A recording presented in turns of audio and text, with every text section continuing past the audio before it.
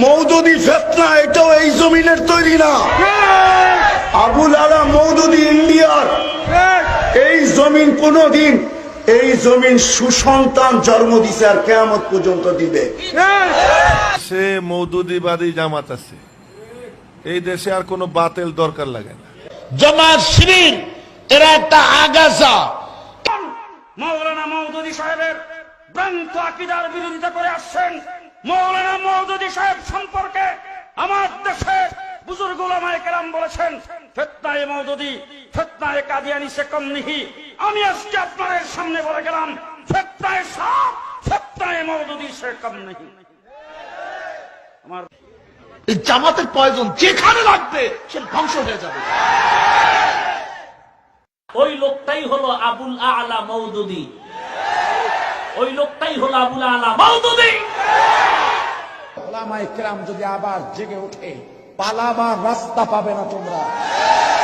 এই আবুল আলা মওদুদিকে, এই মওদুদি তো সে যেই মওদুদি অসংখ্য সাহাবায়ে কেরামকে হযরত ওসমান রাদিয়াল্লাহু তাআলা আনহুর ব্যাপারে তিনি বলেছেন, এই মওদুদি বলেছেন ওসমান রাদিয়াল্লাহু তাআলা আনহু নাকি পক্ষপাতিত্ব করে দেশ চালাতেন, খেলাফত।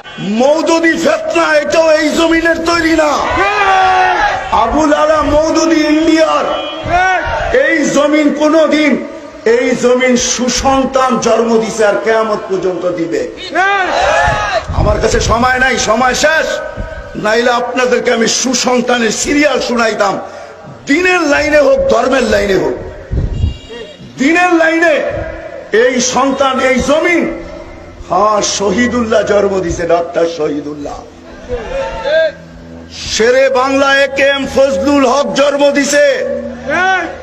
এক একটা সুসন্তান এই জমিন জন্ম দিছে। কোন দিন এই জমিন কুসন্তান আগাছা জন্ম দেয় নাই। বিদায় আমি তোমাদের পায়ে হাত রাইখা বলবো, তোমরা এই সূর্যের আলোর নিচে, কেননা সূর্য আজকে বলতে বলতে অবশ্যই উঠছে।